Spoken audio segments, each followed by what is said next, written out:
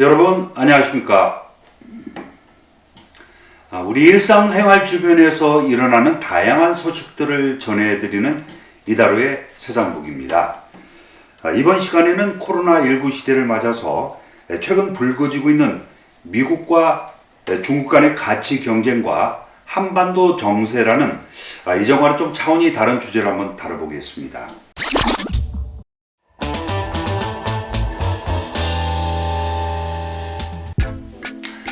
우선 우리가 살고 있는 글로벌 사회는 미국과 중국 간의 가치 경쟁 대결 구도 속에 신냉전 시대이자 총성 없는 전쟁이 벌어지고 있습니다.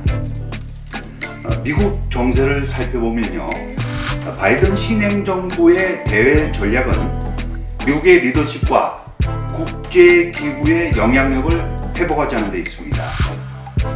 특히 냉전 종식 이후 미국 가치 외교의 전체적인 기조는 자유주의 보편주의인데요. 미국 바이든 대통령의 취임 일성은 통합과 동맹 복원이었습니다. 민주주의 가치 동맹과 민주주의 국가 간의 연대 강화, 그리고 다자 협력적 접근법을 추구하는 것이죠. 그 일환의 하나가 한미 동맹과 미일 동맹을 강화하는 것입니다. 지난 2021년 3월에 가진 미국과 중국 알래스카 고위급 회담 직후에 미국이 가장 먼저 취한 조치는 신장 위구르족 인권 탄압을 이유로 대중국 제재를 강화하는 것이었습니다. 특히 G7 정상회담 공동성명에서 미국은 신장과 관련된 인권과 기본적 자유, 홍콩의 권리, 자유, 높은 수준의 자치권을 존중할 것을 요구했습니다.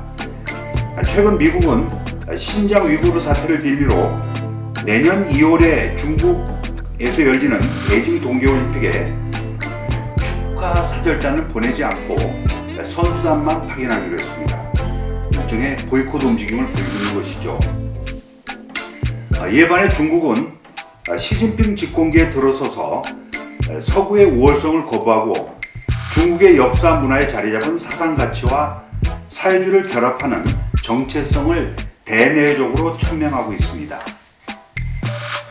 반자유주의, 반미주의, 반패권주의를 핵심으로 자유주의와 상이한 가치, 중국 특색의 사회주의와 공산당 통치의 정통성에 대한 인정, 강대국으로서의 중국 지위에 대한 인정을 추구하고 있습니다. 특히 지난 7월에 가진 웬디 쉬먼 미국 국무부 부장관이 중국을 방문했을 때 현진회담에서 자오리엔 외교부 대변인은 미국은 중국 내정에 간섭하고 중국 이익에 손해를 끼치며 레드라인을 건드리고 불장난하는 도발과 가치관을 구실로 한 집단 대결을 즉각 정지할 것 등의 4가지 항을 요구한 바 있습니다. 시진핑 주석은 내년 베이징 동계올림픽을 권력 연장의 수단으로 삼고 있습니다. 당대회를 앞두고 중국의 위상을 강화하고 체제 우월성을 강조하려는 움직임을 보이고 있죠. 지난 11월에 가진 미국과 중국 영상 정상회담에서도 이 같은 갈등은 많이 나타내고 있는데요.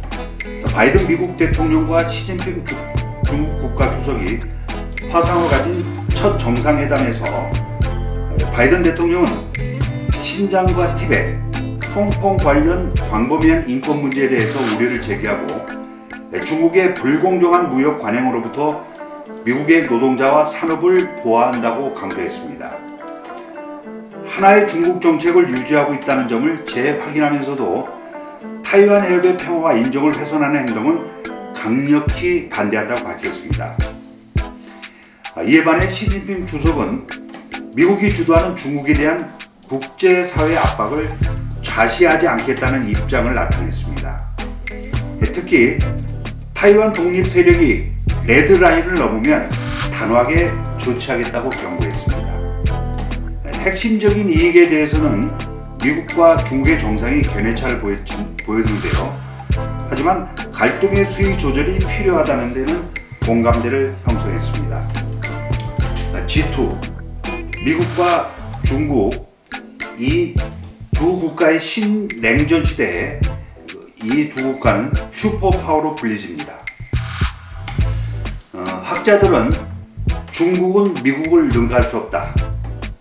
미국이 소프트 파워가 강하고 권위주의를 추구하는 중국은 창의성이 부족하기 때문이라고 이야기합니다.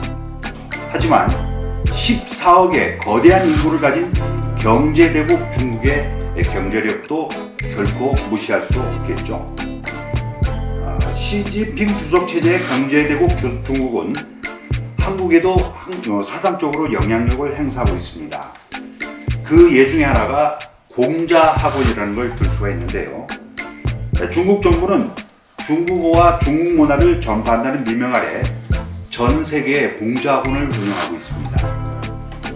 하지만 실제로는 중국 공산당이 직접 운영을 하고 있고요.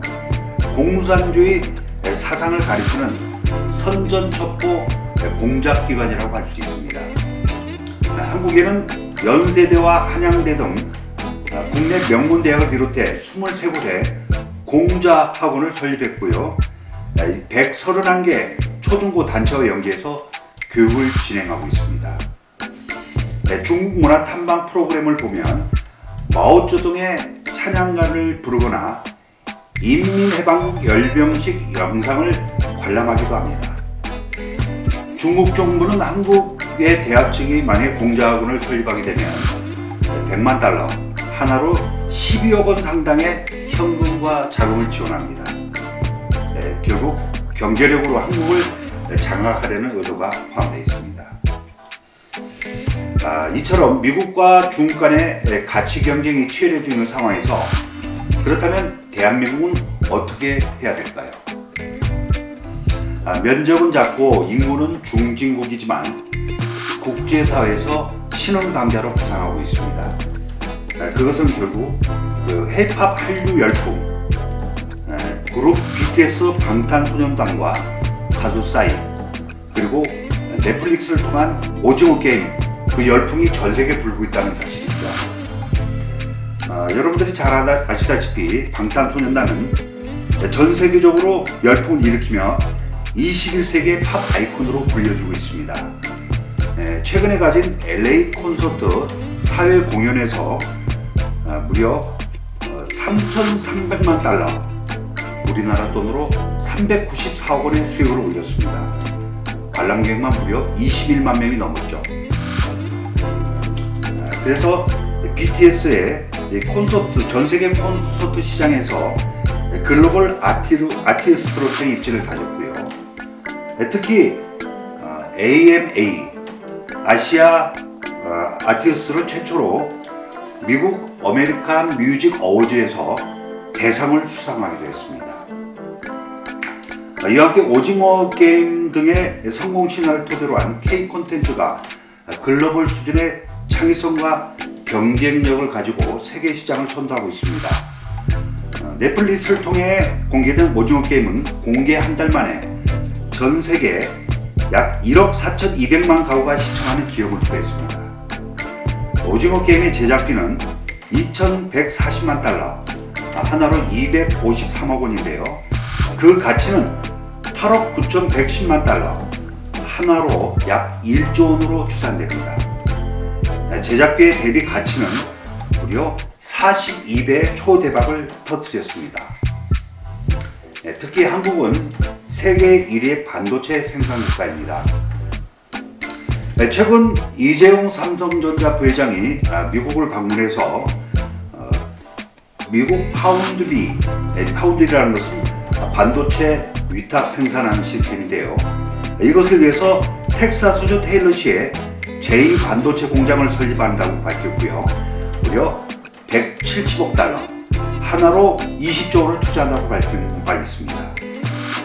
이 같은 투자는 미국과 한국이 경제 동맹을 강화하는 차원인데요.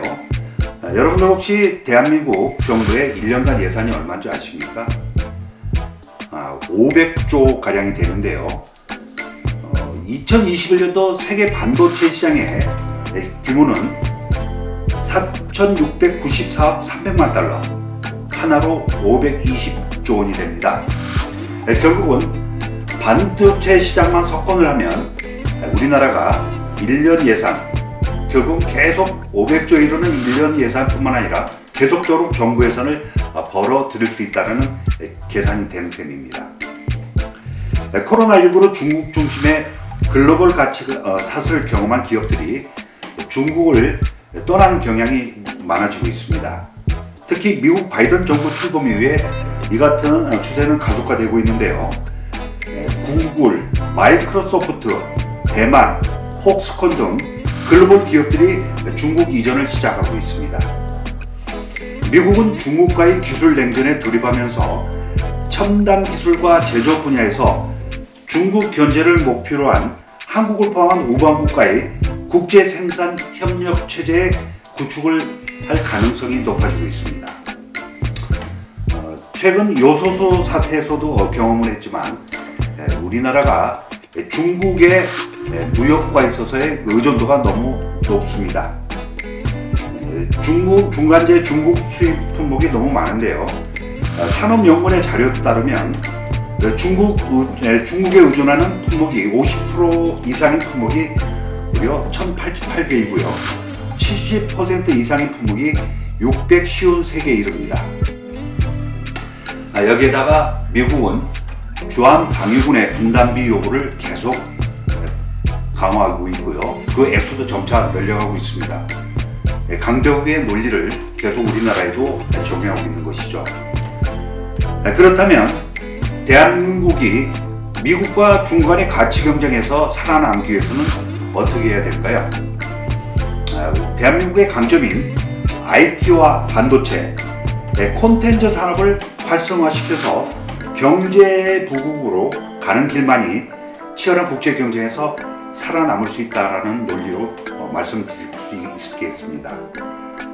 갈수록 치열해지는 미국과 중국 간의 신냉전 체제에서 애매한 줄타기 외교에서 벗어나서 우리만의 대원칙을 세워야 되겠죠.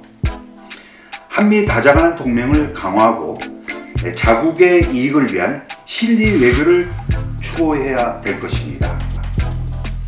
흔히 우리의 소원은 통일이라고 많이들 노래를 부르고 있습니다. 아까도 말씀드렸듯이 IT와 반도체, 콘텐츠 산업을 활성화시켜서 이렇게 우리나라가 경제를 활성화시키면 결국은 평화 통일, 경제 통일을 이룰 수 있다고 생각합니다.